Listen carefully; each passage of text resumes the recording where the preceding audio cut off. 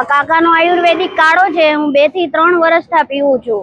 2 થી 3 વર્ષથી પીવું છું. શરદી, ઉધરસ, તાવ આવતો હોય તો કાકાનો કાવો પીવું તો સારું થઈ જાય છે એમ.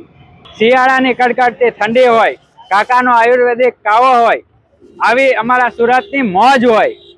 કાકા શું બનાવો છો? હું આયુર્વેદિક કાવો બનાવું છું અને જે કાવાની અંદર ચા પત્તી આવતી જ નથી, ટોટલી આયુર્વેદિક મસાલા આવે છે અને એક કપમાં 25 જડીબુટ્ટી મિક્સ થાય ત્યારે એક કપ તૈયાર થાય છે.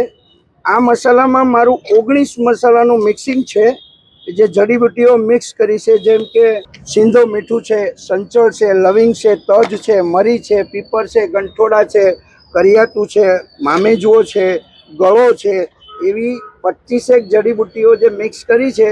તેમાં કેટલી માત્રામાં કઈ વસ્તુની કેટલી જરૂર પડે છે એ જરૂરિયાત પ્રમાણે મેં મિક્સિંગ કર્યું છે અને ત્યાર પછી એમાં હું આદુની પેસ્ટ નાખું છું.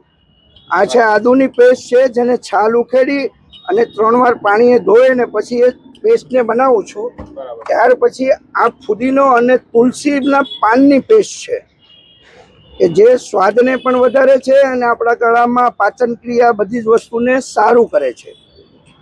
તો હવે ફુદીનાની પેસ્ટ નાખી, હવે એમાં હું આમળાના પીસ નાખીશ. જે આમળાના 2 પીસ આવશે, જે કાવો પીધા પછી એમાં અંદર બફાઈ જશે, એમાં લીંબુ મીઠું ચડી જશે, આમળા ખાવાની મજા આવશે. અને ત્યાર પછી એક લીંબુનું ફાડું આપ્યું. લીંબુ સ્વાદ અનુસાર છે, જેને જેટલું ફાવે એટલું નાખી શકે છે, ઓછા વધુ. કાવો પીવાથી તાવ, શરદી, કફ, ઉધરસ, કબજિયાત ગમે તેવા હોય સારા થઈ જાય છે. અને કદાચ કોઈને 10 વર્ષથી ઉધરસ આવતી હોય, ગમે તેવી એલર્જીની હોય, શરદી હોય, કફ જામી ગયો હોય, ગમે એટલો જૂનો કફ હોય તો પણ એ સારો થઈ જાય છે. હું 10 વર્ષથી અહીંયા વેચું છું, 11મું વર્ષ છે. મારા ઇતિહાસમાં હજી સુધી સારા નથી થયું એવું નથી બન્યું. અને અત્યાર સુધીમાં 6 મહિનાથી ઉપરનો કોઈ પણ ઉંમરના વ્યક્તિને તમે પીવડાવી શકો છો કાવો. અને અહીંયા નાના નાના બાળકો સાથે લોકો ફેમિલી સાથે પીવા આવે છે.